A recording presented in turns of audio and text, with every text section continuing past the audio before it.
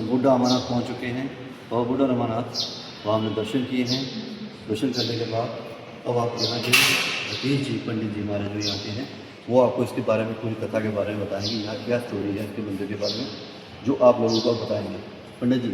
हर हर महादेव जी। Sir ये स्थान है, ये आप शंभु स्थान है और कहा जाता है कि ये सतयुग के टाइम का स्थान है, जब विश्वकर्मा जी ने अपने हाथों से ये बनाया गया स्थान है। और कहा जाता है कि महादेव जी ने जब माता पार्वती जी को अमर कथा सुनाई गई वो यहाँ पे सुनाई गई। और कथा जब सुनाने लगे महादेव जी तो माता पार्वती जी संग बैठे थे और माता पार्वती जी को निंद्रा माता जी ने वश में कर लिया गया, जो कि माता पार्वती जी सो गए। और कहा जाता है कि जब कथा समाप्त होती है तो देखते हैं माता पार्वती जी तो सोए हुए हैं, कथा कौन सुन रहा है? वो अपने ही ध्यान में देखते हैं। यहाँ पे एक पेड़ हुआ करता था, उसके ऊपर 2 कबूतर बैठे थे, उन्होंने कथा सुनना आरंभ कर ली। जब कबूतर दिखते हैं भोलेनाथ जी को तो भोलेनाथ जी थोड़े क्रोधित हो जाते हैं। क्रोधित होते ही कबूतर यहाँ से भागे बाबा बर्फानी गुफा में छुप जाते हैं और माता पार्वती जी और भोलेनाथ जी उनके साथ साथ वहाँ जाते हैं। वहाँ जाके माता पार्वती जी हाथ जोड़ के प्रार्थना करती है, हे भोलेनाथ जी ये तो अमर हो चुके हैं, अगर आप इनको मार दोगे तो आपकी अमर कथा का क्या महत्व रहेगा। फिर माता पार्वती जी को वहाँ जाके कथा सुनाई गई, वहाँ जाके अमर किया गया। फिर उसके बाद युग चेंज होता है, आता है त्रेता युग। त्रेता युग में राम राज्य था। रावण जी के जो दादाजी थे पुलस्त ऋषि, उन्होंने कई वर्ष यहाँ पे पूजा अर्चना की। कहा जाता है कि कुछ एक लक्ष्य राज्य था, इसका नाम था पुलस्त राज्य। इस राज्य की राजधानी थी यहाँ से 10 किलोमीटर दूर लोरन पड़ता है, उसका नाम था नबरकोट। उन्होंने कई वर्ष यहाँ पे पूजा अर्चना की। फिर उसके बाद युग चेंज होता आता है द्वापर में कृष्ण अवतार हुए। पांडवों ने कई वर्ष यहाँ पे पूजा अर्चना की। और कहा जाता है कि जब कलयुग आता है, कलयुग आज से 2500 साल पुरानी बात है, इस राज्य की रानी थी रानी चंद्रिका। वो बहुत बड़ी महादेव जी की भक्त थी। कहा जाता है कि वो हर वर्ष श्रावण महीने में पूर्णिमा वाले दिन बाबा बर्फानी के दर्शन करने जाती थी। वो एक वर्ष रास्ता इत्यादि खराब हो गया, वो नहीं जा सकी, तो वो क्या करती हैं, वो हठ योग शुरू कर देती है। हठ योग मतलब अन्न जल त्याग कर देती है, एक जगह एकत्रित होकर बैठ जाती है। कई वर्ष बीत जाते हैं। जो रानी जी का शरीर था वो वृद्धावस्था में चला जाता है, उठना चलना बंद हो जाता है रानी जी का।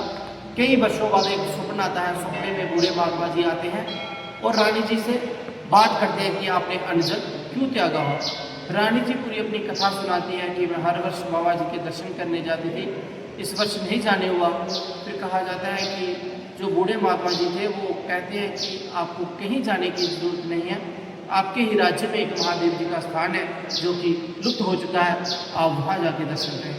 कहा जाता है कि जैसे सपन टूटता है, सपन टूटते ही एक रियल में उनके घर के बाहर बूढ़े महात्मा जी विराजमान हो जाते हैं और भिक्षा के लिए आवाज़ लगाते हैं। तो कहा जाता है कि रानी जी तो उठ नहीं सकती थी, वो चल नहीं सकती थी, वो दासियाँ भेजती कि जाओ भिक्षा देके आओ। जैसे ही भिक्षा देने के लिए दासियाँ बाहर आती हैं कक्ष पे, तो भिक्षा देती हैं तो बूढ़े महात्मा जी मना कर देते। वो कहते हैं कि हम भिक्षा देंगे रानी जी, भिक्षा लेंगे हम रानी जी के हाथ से। तो कहा जाता है कि दासियाँ कहती हैं कि वो रानी जी बीमार हैं, उठ नहीं सकती, चल नहीं सकती, वो आपको भिक्षा कैसे देंगी। तो कहा जाता है कि बूढ़े महात्मा जी कहते हैं कि जाओ मेरा संदेश आप जाओ रानी जी के पास। कहा जाता है कि वो संदेश में इतनी शक्ति होती है, जैसे ही कक्ष में प्रवेश करती हैं दासियाँ उस रानी जी में जान आ जाती है। जान आते ही रानी जी चलना स्टार्ट कर देती हैं, बाहर आती हैं, दर्शन करती हैं बूढ़े महात्मा जी के, वो अदृश्य हो जाती है। वो कहती हैं कि यही मैंने रात को सपने में देखे थे। वो हाथ जोड़ के प्रार्थना करती है, हे महात्मा जी हमें वो स्थान बताया जाए जो महादेव जी का लुप्त हो चुका है। कहा जाता है कि रानी जी के लिए पालकी तैयार की जाती है, पालकी में बिठा के रानी जी को लोरन से यहाँ लाया जाता है। जब यहाँ लाते हैं तो इस स्थान को बूढ़े महात्मा जी मार्ग करते हैं। मार्ग करते ही और उनके सैनिकों को कहा जाता है कि ये स्थान खाली किया जाए। जब ये स्थान खाली करते हैं ना, ये मंदिर प्रकट होता है। जब ये मंदिर प्रकट होता है, अंदर विराजमान भोलेनाथ जी वो प्रकट होते हैं और रानी जी को अंदर ले जाते हैं।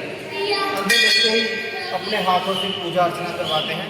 जब पूजा अर्चना समाप्त हो जाती है, लास्ट में वरदान देते हैं। कोई बुजुर्ग है, कोई लंगड़ा है, किसी कारण बाबा बर्फानी के दर्शन नहीं कर सकता, वो यहाँ आके यात्रा करेगा, उनकी यात्रा सफल मानी जाएगी। जो प्राणी वहाँ यात्रा करके यहाँ यात्रा नहीं करेगा, उनकी यात्रा सफल नहीं महात्मा जी थे और रानी जी के देखते देखते ही इसी पीढ़ी रूप में अंतर ध्यान हो गया।